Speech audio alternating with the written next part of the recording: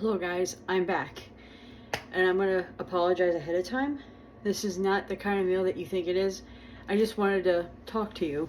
So, tomorrow I'm gonna be making homemade chicken parmesan. Chicken parmesan. And I'm gonna show you exactly how we do it in our house. And I can guarantee you're gonna love it. My brother-in-laws are coming over tomorrow, my sister, and my future sister-in-law. And oh yeah, I'm cooking for bunches, so I'm going to show you how to cook for lots of people tomorrow. If not tomorrow, then Saturday, but I think most likely tomorrow is probably the best day to do it. So, but unfortunately, today it's just me, so I'm just going to make something simple for today and tomorrow, so it's kind of a meal prep. And every year, I think I've mentioned it in an older video, my dad will get me Omaha steaks every Christmas. And I told him that, you know, just because it's Omaha steaks, yeah, the steak quality may be better, or the beef quality, but they still do use antibiotics. They definitely use antibiotics. I don't know if they use growth hormones or not, but I'll be nice and say they don't. But I will give them this. They do have some pretty nice side dishes. So this is, it's been a while since Christmas, but individually wrapped scalloped potatoes. All right, so I'm gonna do one for today, one for tomorrow, so I'll do two of them. I forgot I had these. I thought these were all apple tarts. And their apple tarts are pretty good too, especially if you make your own caramel to drizzle on top. A little bit of bourbon. Oh yeah. Alright, so what I'm going to do is, we're going to start this at 375. And all it is, for those who might be intimidated by these chicken dishes, it is raw chicken, so you do not want to microwave this under any circumstances. You do not microwave this. Alright, but you do bake it at 375.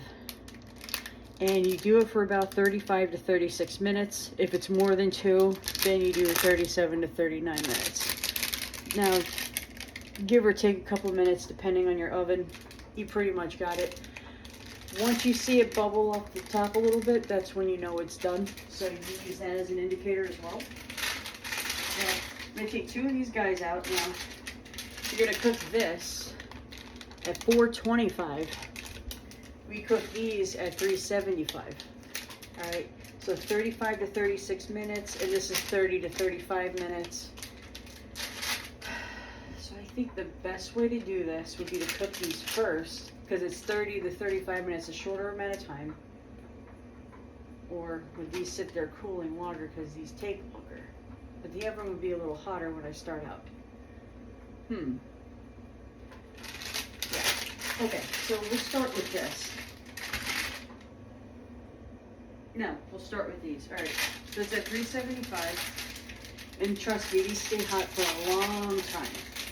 So you want to keep them reasonably spaced apart. You really don't need to grease the pan, especially if you have a nonstick like a Gotham Steel. You can do that. So let's do this, right? So that's sitting there. I'm going to take 2 of these guys out, so they can get a little bit room temperature before I pop them in. I'll put the other 2 back in the freezer. It should fit 2 of them, I would imagine, right? Yeah, this should get some of the crystals out of there. So, I had these in my fridge since Christmas. They don't smell freezer burn. Good. Perfect. Freezers are your friends.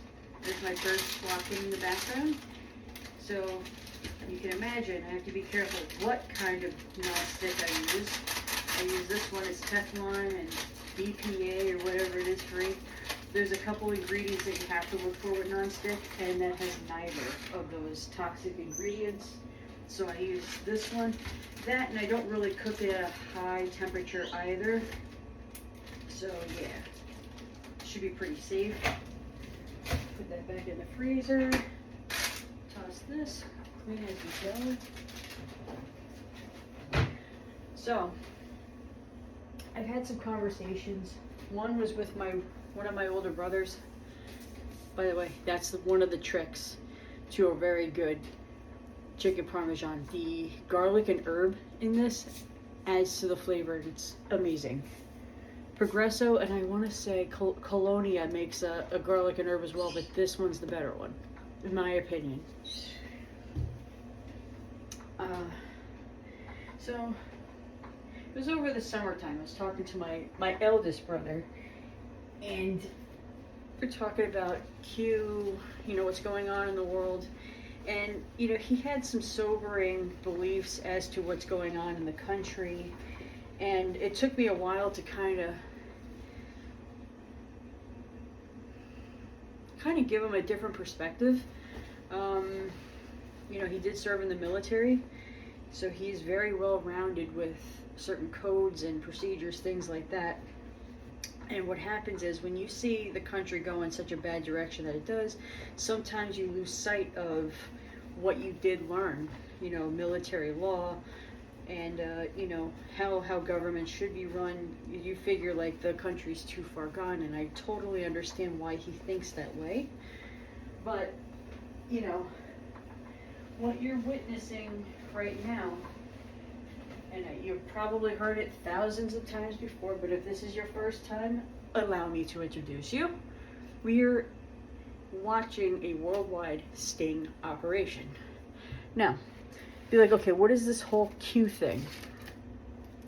Well, if you Google Q clearance, right, even on Wikipedia, Q clearance is level 3 top secret clearance that you have access to, and very few people have access to level 3 clearance.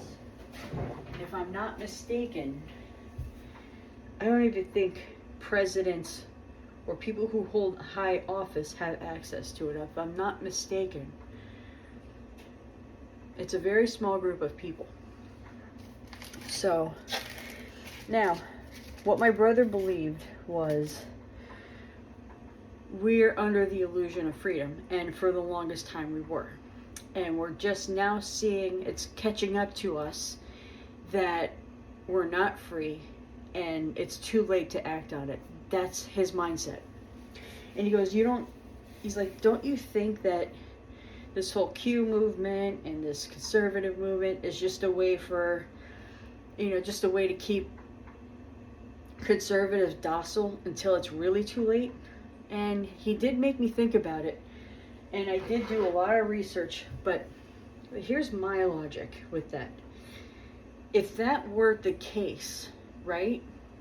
If that were the case, despite us watching half the stuff on TV is theater, why waste the energy to say, enjoy the show? Oh, by the way, get involved in local and state government, things like that. I mean, it's almost like an oxymoron. Now, are we in a simulation, if you will?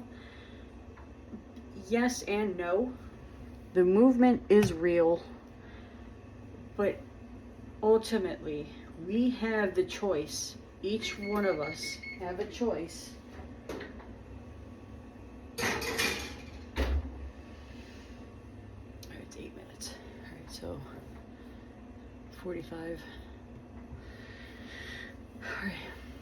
We each have a choice to make our decision. Now, the election of 2016 was that choice, even though not as many people voted in 2016 as they did in 2020, because people were waking up before 2020, and that's why the outcome was so much more, and that's why the steal was so blatant. Well, hold on a second. Didn't Hillary win the popular vote? If the cheating existed, yes, she would have. But what happened was, we were allowed to vote one last time in 2016. As far as I know, it was our last chance, or our last ditch effort. So, oh God, it's so involved in the people who teach Q very well and can break the breadcrumbs and bake bread with it as you will. Breadcrumbs. I like to add a little garlic in mine. Anyways, I really have to tip my hat to them. They are exceptional people who can look through all of these different things, read every single comment they catch on TV. Now, I thought I was impressive watching mainstream media picking out, oh, that's what that, ooh, they actually mean this, ooh, ooh, ooh, ooh, ooh, and I get so excited. I'm like, ooh, ooh, right? I'm like, ooh, it's working. Patriots are in control, right? People who are not awake get freaked out by it. Especially when you hear the number 17. It's like, oh, 17 instances, 17 cases, 17%, 17,000. It's like, they could use any number. You know they cook the books as it is. Why use the number 17? It's almost like a hat tip to people who are awake that have to sit through mainstream media. And maybe even open a way to say, hey, of all the numbers, why are they saying 17? You've heard me talk about Q and 17 before, but look, it used to always be 33,000, 42,000, da-da-da-da-da. You know, 3 instances, 33, 33, 32, 27, 21. It's 17. Taking a breath. So you have that. Why would they waste this energy to get us to learn the truth and to question everything and hold these people who are holding office accountable, and we're getting our voice back, we're getting our power back as sovereign citizens? I know that's not the right word. I don't know what it's called. I call myself a sovereign citizen. Why waste all of that energy if all it is a way, like the ultimate deception? And here's the other thing. Some people are saying, well, and this is what my brother mentioned this, and it is something to take into consideration, but here's why I don't think that's the case. We are in the end times. The end times existed after the death of Christ. So it's been 2,000 years that we've been in these end times. Now, no, not one person knows the day or the hour when the second coming of Christ returns. Not even Jesus himself while he was walking on earth. He probably didn't want that knowledge for the sake of not lying to us. So he did not know when he's coming back. He just said soon. Now, soon to God could mean thousands of years for us. So here's the other thing. We're in the Hebrew year of 5,000, I'm sorry, yeah, 5,570, something like that, right? So technically, there's a significant thing that happens every 2,000 years or so, right? You know, you had the birth of Abraham. That was like 2000 BC. And then you had the birth of Christ 2,000 years later. Now, it's been 2,000 years, but according to the Hebrew calendar, it may be the year 6,000 where we start that Sabbatarian year. The 7,000th going into 7,000 is probably our jubilee, if you will, or our 1,000 years peace. So I'm not saying that at exactly year 6,000 he's coming back. He did say, for the sake of the elect, those days will be shortened. I don't know what he means by those days. Is it by a couple hundred years? Is it by 8 months? Is it by, those years will be shortened. 7.5 years tribulation would be at the very end of those end times.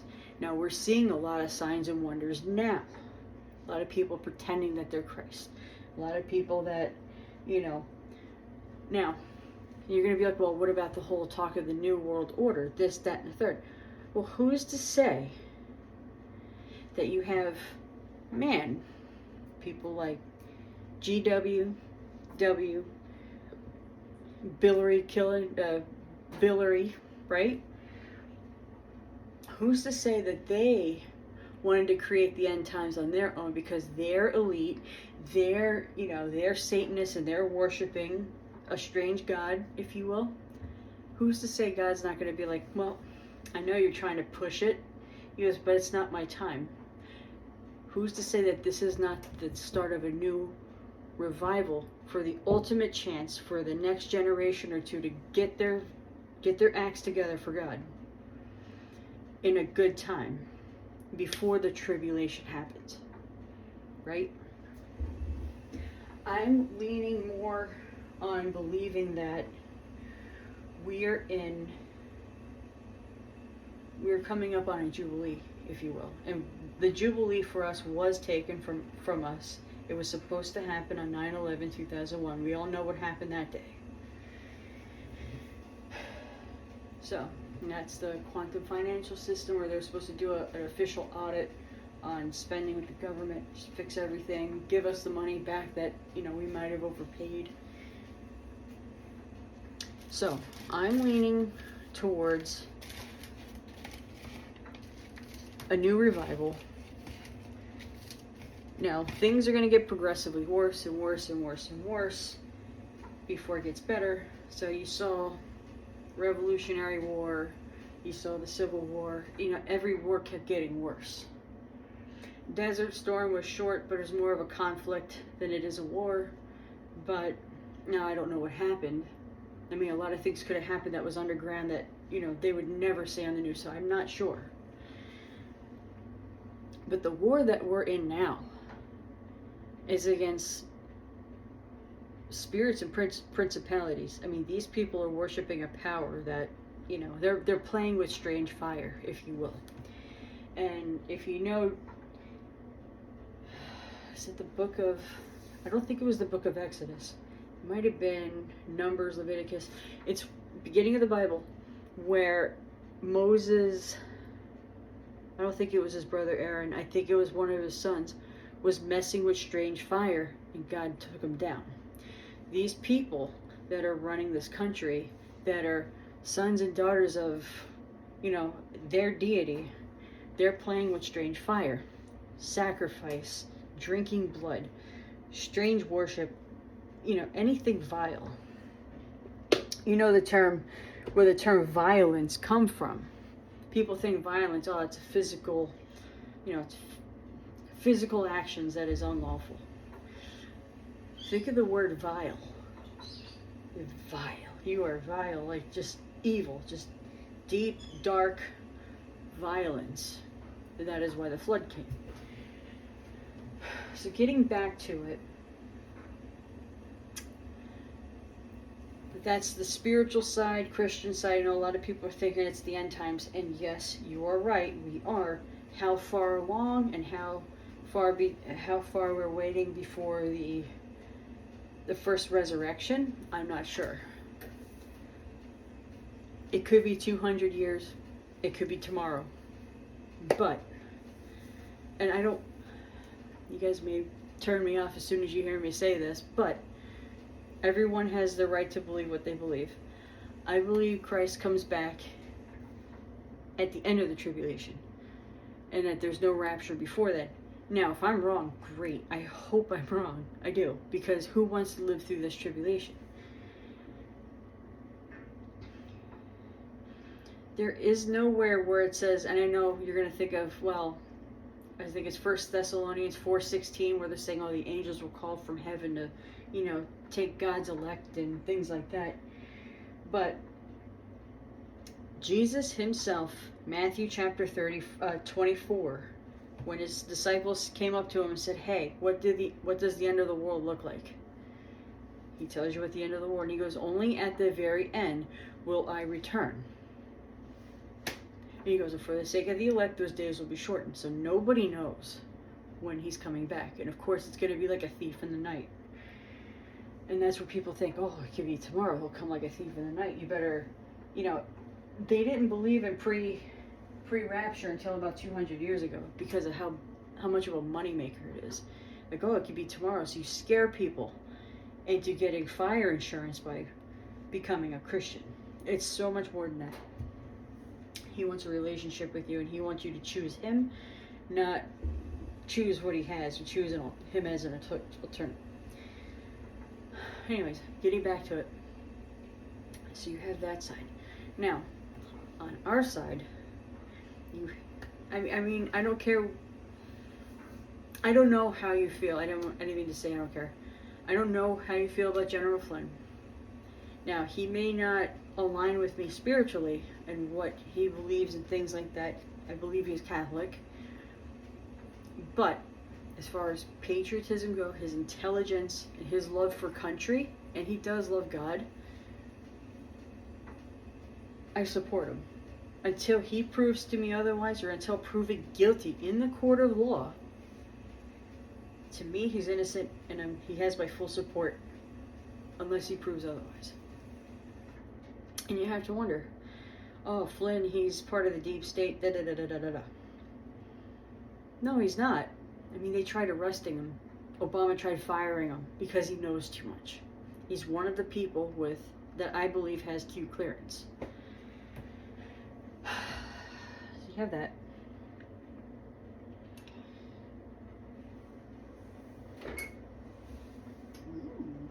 Yummy. So you have that. I know, like, a lot of people were afraid that Trump was going to be arrested. I did did a video while I was driving stating that, you know, I strongly don't think that that's the case. It doesn't really serve a purpose in the movement on either side of the aisle, whether you're Democrat or conservative Republican. I just don't see how that's going to, and they say, oh, well, once he gets arrested, he can't run for president. But if you're arrested on unlawful terms, like from your side, he's going to have a bigger thing to fight you on. So personally, I think it's a waste of time at this point to even think that way. Gitmo has been expanded, and people are like, oh, well, who's to say that Gitmo's not for us? Like, they're going to round us up. Well, here's the thing.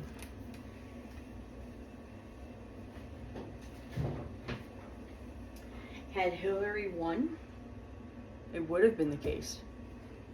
Had Hillary won, the virus that they wanted to release would have been so much worse. And if I'm not mistaken, it was something, you know, I'm not even going to guess it. I don't want to put any thoughts into your heads that may or may not be true. They were going to release something worse than COVID to, you know, hurt the American people, make people really sick. Or it could be, and it's just a, you know, a typical scare event that's, you know, we were all going to be rounded up, this, you know, starting with conservatives. Of course, we're the easiest target, technically. I need my tough yet tender. How does that happen?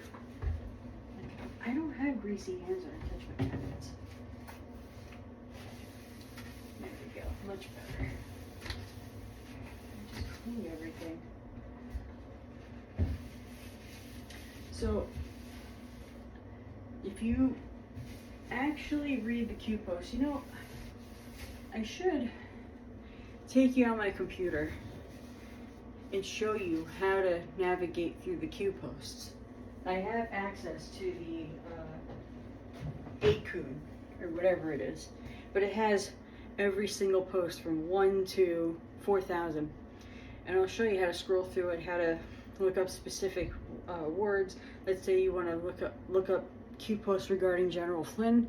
You can put FLYNN, hit search, and it'll give you a whole list, and I'll show you exactly how to do that. I think that would be fun. If you want, I can show you. I mentioned Derek Johnson, and I don't really like to talk about other podcasters, but he's just so impressive, I can't help it. And I mean, he's just chock full of information. And he's recently resurfaced again with new topics and new, you know, and I mean, there was not a better time that he could have stepped onto the stage, because even I was like, oh, you know, it was like run of the mill, same old, and I don't consider myself a podcaster, definitely not an influencer. I'm just another voice in the matrix telling everybody it's gonna be fine, because the Patriots are in control. And when I see people scared, and I do, You know, it hurts because I feel like I have something that they desperately want, and they don't know how to receive it because they don't know what to believe. So me being here, telling you at least my point of view, even though it's skim milk compared to the beef and potatoes that a lot of other podcasters have to offer. You know, I hope that what I have is, I guess, light enough to take in, enough to say, you know what, let's give it a chance. I mean, stand at the ready, but Patriots are in control. You know, the idea of having to get into a kinetic fight, I mean, I don't think it's necessary, you know. We're doing everything the legal way, by law and order. And I think from that point, I think we have a lot of good to look forward to. Now, this is something that did scare me personally. I don't know if it scared you. That they said the quantum financial system, you know, the EBS is going to go off. You're going to watch the tribunals or whatever. And then they said, okay, well, the dollar is going to crash. So you're going to get a phone call with a number and a code, and you're going to go to this center. And it's like level 1. You're going to state your name, da-da-da-da. Level 2, you're going to do this. And level 3, and then you're going to get all this money back with the pretense that you're going to stay doing what you're doing because we need a functional society. So you have to work, which makes sense. I agree with that, in order to get these benefits. Or at least keep doing what you're doing or work on a project.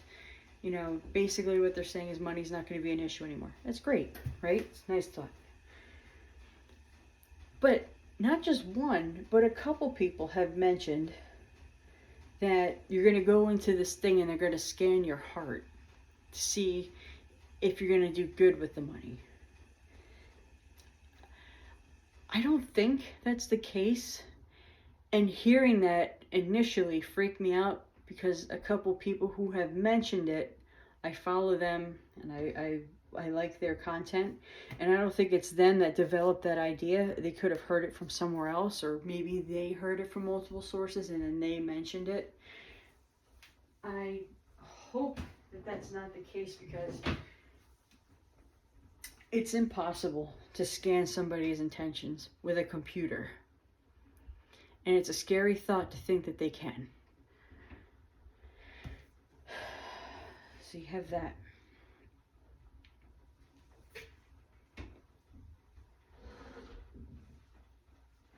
So I don't think that's the case. And it is smart to not give what you have all in one lump sum. You know, you could kind of, you know, you get to certain checkpoints in life, so to speak. I'll give you an example. My cousin's father died, and he had life insurance. So the father had one of our family members as a financial advisor. So what the financial advisor did is so that the mother, you know, if she decides to get greedy or take advantage of it, she has no access to his money. He does when he turns 18. He gets, you know, so much when he turns 18.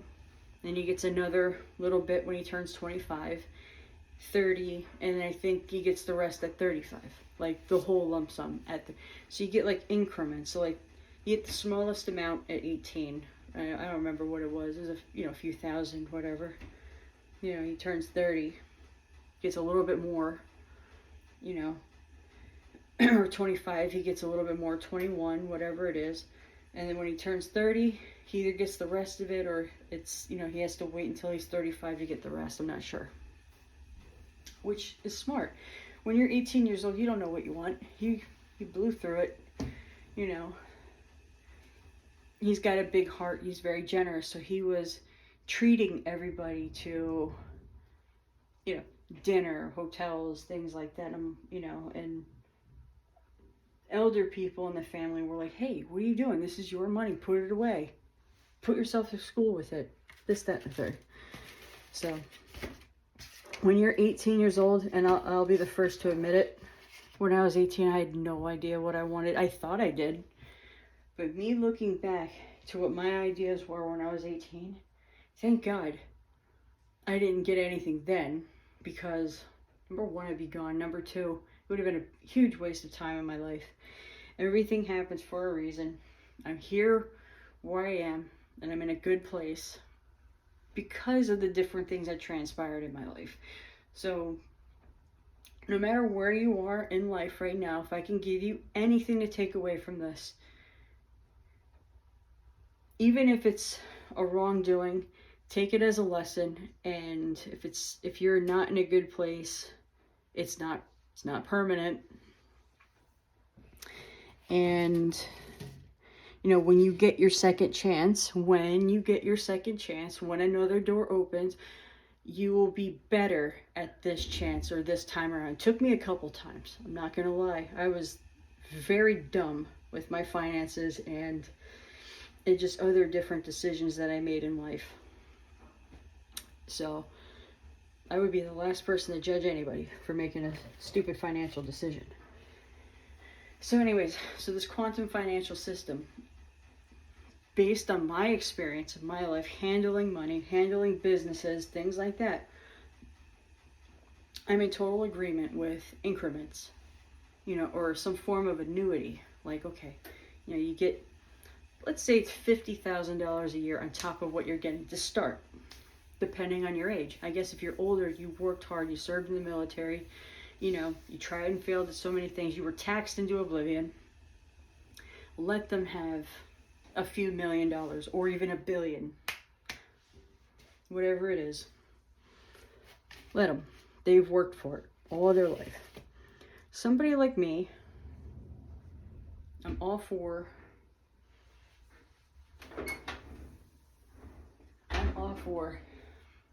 annuity, or so much a month. Let that take care of my house and everything, and then A, you'll pick the job that you like, not because of how much it pays, or B, you'll be better at your job because now you don't have the stresses of, I gotta pay my rent / mortgage, I gotta pay for my car, I gotta pay for this, I gotta buy groceries, I gotta do this. That's gonna be gone, apparently. But again, they're saying it's this 12-step system, or 10 steps, 6 steps, whatever it is. 17 steps, if you will. I could understand if it's like different modes, like, okay, like if you go to the DMV and you just started driving, you just bought a car. At least back when I was a kid, you go in, you get your license, you're in this line. Stage 2, work on your registration, register your car, get the plates in, all these different things. Stage 3, verify insurance, whatever it is. So I could understand, because you're dealing with finances. So you have, they're going to give you a call, tell you what to do. Okay, pull all your money out of your account. You take your money, or whatever you have, you say, hey, this is me. So maybe level 1, you prove who you are. All your ID, this, that, a third. Level 2, here's what I have, here's my assets. If you have gold, whatever, you bring it in. Level 4, what do you do for a living? Level 5. So I could see that. But as far as brain scanning, heart scanning, body scanning, whatever it is, no. And my logic, to me, is if you're gonna scan somebody, I could see looking at a record. Like, okay, here's your financial history. Here's your legal history. Like, have you been sued? Have you, committed a crime? What was the crime if you committed one? How long has it been since you've done the crime? What are your spending habits? I could see that. I'd be in trouble. I spend a lot of money on food. They'd be like, well, you're kind of a chunky butt. We'll give you this much. I could see scanning in that respect, but scan someone's heart to see how good of a person they are. And they, under the pretense that, money magnifies what you are. That part's true. if you're a greedy person, you have a lot of money, you're going to want to hold on to more of it, make more of it, stockpile more of it. Even if you're going to lie, cheat, and steal to get more. Then you have the people who are generous. They can't wait. They've always wanted to treat their family to this restaurant. They're going to do it once a week. You know, you have these generous people. They want to help out their church. They finally get to help the church out. You know, they're going to fund this, fund that. And, you know, I've seen very generous people in my church that, you know, got an inheritance or whatever it is. And, hey, they tithed, right? And then they did so much more because they wanted to. Like, hey, you know what? We're gonna do a picnic at my house. The whole church is invited. You know, we want to do this, right? And then you have people who are collectors, and I know a lot of them. I have family members that are like that. You know, they finally make a lot of money or whatever. Next thing you know, you go into their office. It's a collection of wrestling dolls. You know, Bradford Exchange, Danbury mint cars, planes, whatever. You have the collectors. And you have so anyways, long story short, it magnifies what you are. I know I'm generous. I do know that because I love feeding people, especially. I'm always feeding people at work. Hey, want coffee? Hey, want this way? Hey, I brought muffins. Have a muffin, have a muffin, have a muffin. That's me. I like to feed people.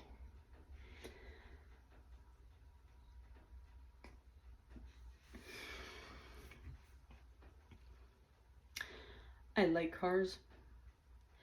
My life doesn't revolve around them. So even if, let's say, I inherited $5 million, I'd probably still buy one used. I mean, you get a discount for it.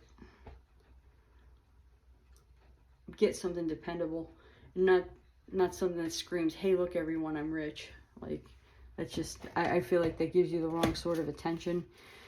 And speaking of this, one of the other pretexts for getting this quantum financial is you have to promise that you won't disclose what you have, because some people might be jealous, like, hey, you got more than I do, or hey, that's less than what I have. So they say, you know, for so long you can't tell people what you have or what you made, and if you do, you forfeit your benefit. So a lot of this is very new to me, and again, don't freak out. I don't think that they're gonna quote unquote scan your heart, but here's what I do know. If it involves me having to turn my back on God, my answer is no. I'll work for what I have, and hopefully it doesn't come to that. I don't think it'll come to that, but the whole scan your heart, your brain thing, that does kind of sound new world-ish, one world-ish kind of. And I'm hoping that it's not a one world currency, because that would be a scary step in the future. I think every country still has their currency, but the playing field in which we trade in is an equal playing field. That's my take on it. So this is, I think, I didn't see a bubble from the top yet. Plus, I think we got another 7 minutes. Yeah, so I feel like I rambled a lot. But this is a lot of stuff that I think about when I'm on the road, and I'm like, oh, I should record myself. I'm like, my mind's racing too much. I'd probably talk people's ears off. I've noticed a lot of podcasters now are doing PowerPoint presentations. Now, I teach radiation safety in college. As one of my many things that I do. Once or twice a year, I'll go to either Berkeley, Eastwick, whatever, university, and I'll do a segment on radiation safety and how the body responds to it on a biological level, and why we need to not fear but respect, namely x-rays, because a lot of people are exposed to x-rays, especially in medicine. So how I do my lesson is I have a nice PowerPoint presentation to keep me in track, keep me in line, keep me focused. Otherwise, you know, and I'm better with that than I am with Q, unfortunately, because I'm 4 years into it, but I'm still new. Like some people, like they wake up and they're just headstrong, boom, into it. You know, not that I'm too busy for my country, but I'm too busy to be, I guess, as well-rounded. I mean, there's so much going on with Q. For example, the Russia collusion hoax alone, and the people involved spying on Trump during his campaign, that in itself is huge. Okay, and then you have all these different files, like the whole JFK, Princess Diana, JFK Jr. These files, Twitter files. Like, what is it? 8 of them. There's 8, like 8 whole things of Twitter. I mean, there's so much information out there. It's impossible for any of us to digest it all in one sitting. And I'm gonna say, it's a kitchen, so I'll give you a food reference to it. If you will, I picked from each one, like each cliff note from each one, like a buffet, digests a little bit of each, so I have a well-rounded, light understanding of as much as I possibly can. And I do have understanding what is going on in the world, but to what extent and how deep, how far, and how much information is involved with it. I don't know how to divulge it to you, and I don't even know if I have all that right. I'm sure. I mean, there's a lot of top Q people that are very good at teaching. They will admit, I've been wrong here, da da da da. So we're going on 20 to 40% of what's public. The rest of it's dark ops. So if somebody is wrong, don't be hard on them. You know, be gentle. Be gentle. And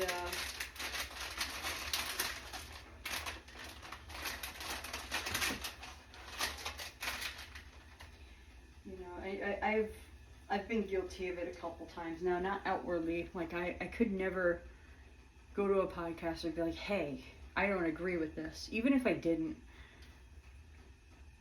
the farthest I've gone is I would ask a question.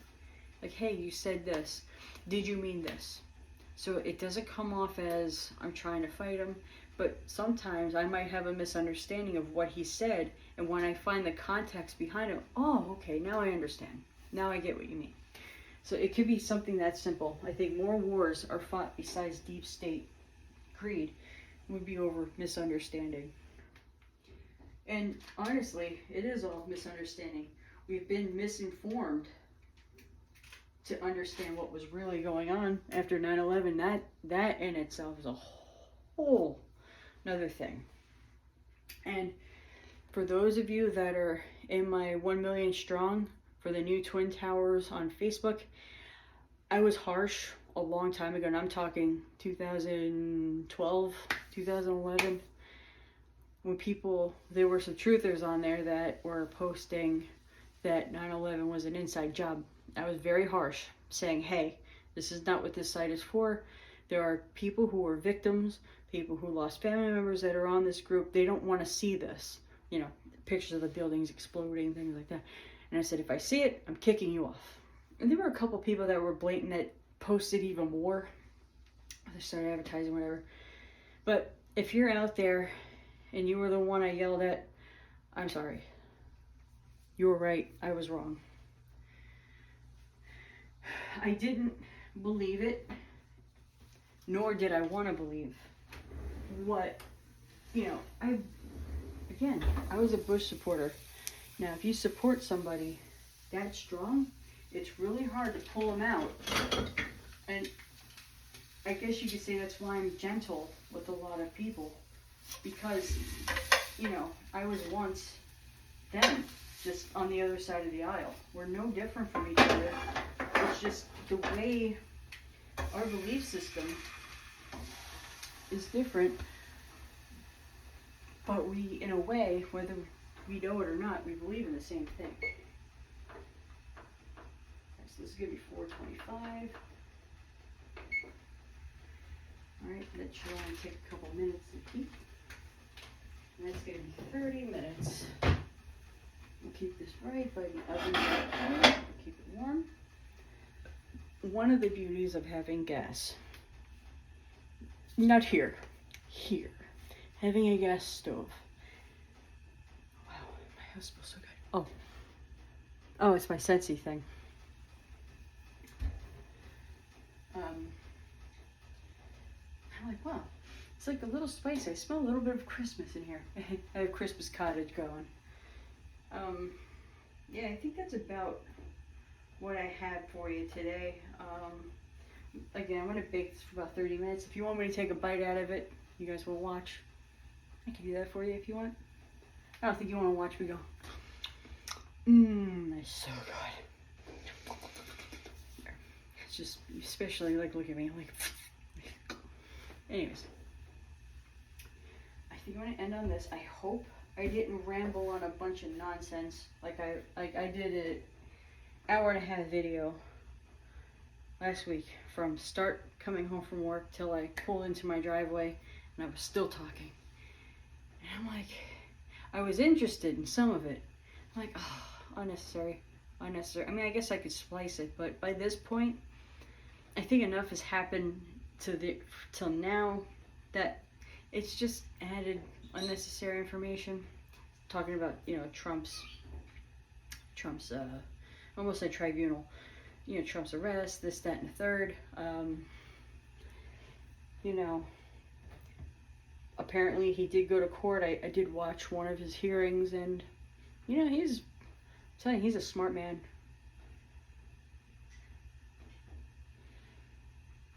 Very smart. Professional. Bold. He handled that. You should really watch, if you get a chance, his court case. Listen to the questions. Listen to not what his answer is, but how he delivers the message. And it's important to look at the response. Now, I'm not going to say Trump was objective. He shouldn't have to be. They're coming after him for a ridiculous reason. He has every right to be mad. But he doesn't get mad. He just states what he has as a matter of fact, and he's bold and he stands by it. But the response that they had to him was very arrogant, undermining, and that is not how you treat anybody in a court of law, ever. I strongly suggest you give it a watch. I'm like, I really wish I knew that now, what I knew then, when I went to court. I'm not going to say I was emotional, but I really strongly tried to get my point across. Where he got his point across, and he was very monotone, but, well, this did happen, which I thought was blah, blah, blah, blah. And then he continues, this happened to me, this happened to me, this happened to me, this happened to me. If I didn't know any better, I'd say this is a witch hunt. It's just very professional, very bold, but not unprofessional. Does that make sense? I learned a lot from him. Just listening to him on TV, listening to his mannerisms, how he handles certain people. And some people are like, oh, he's mean. Can I tell you something?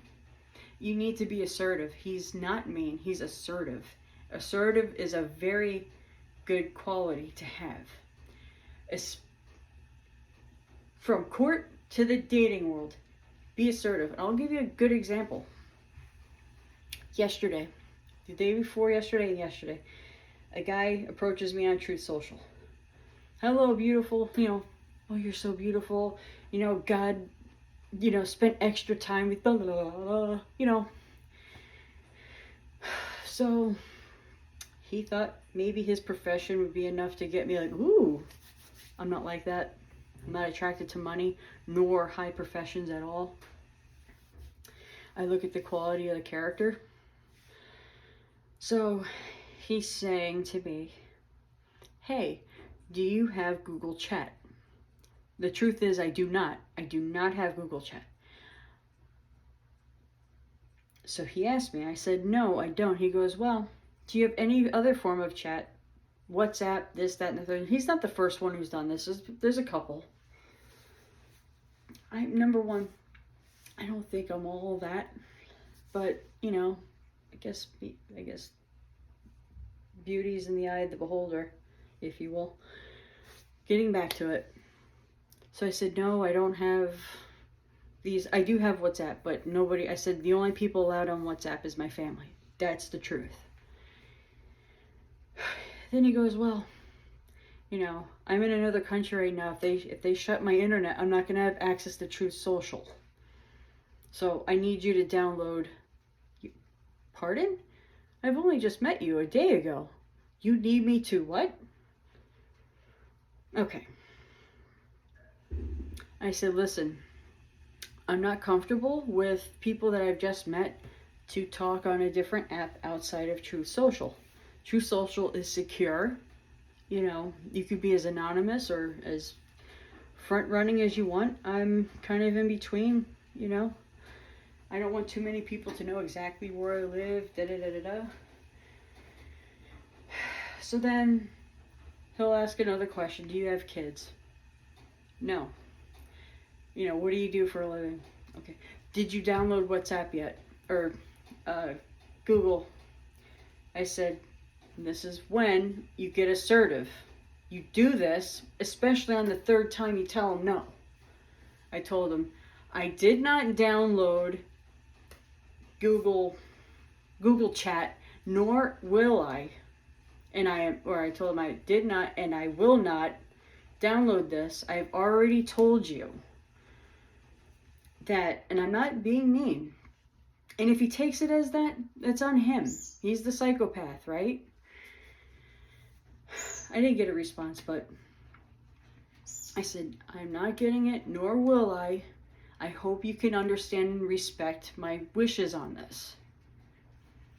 And I said, you know, we're new friends here. I keep all my friends here on Truth Social. I'm here for you. If you want to talk to me, that's as far as it goes. It's very important to set boundaries. Number one, you're demanding respect without demanding it because you're setting a boundary. If you let someone cross your boundary, good people won't. Bad people will. And people who don't have boundaries tend to attract the bad people.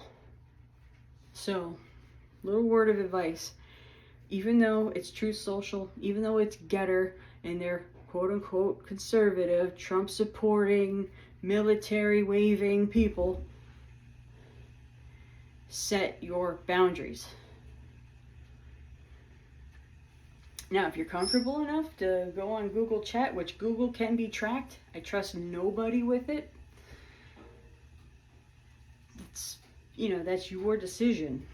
And if you use your discernment and your discernment serves you well, go for it. But as for me in my house, me and myself, I have my boundaries. And they are in bold. Bold and underlined. Take care, everyone. I love yous. And I guess if you want, let me come. I'll give you a quick peek. So that's what the potatoes look like. I hope. Did you see it? I hope you did. Actually, let me see. Oh, yeah. Cool. Alright, so I got just a few minutes on that. I'll mind you a little bit. Set some aside for lunch tomorrow. Tomorrow is a crazy busy day. I think it's like 50 cases. But it is'll what it is'll. Love you guys. Take care. Peace.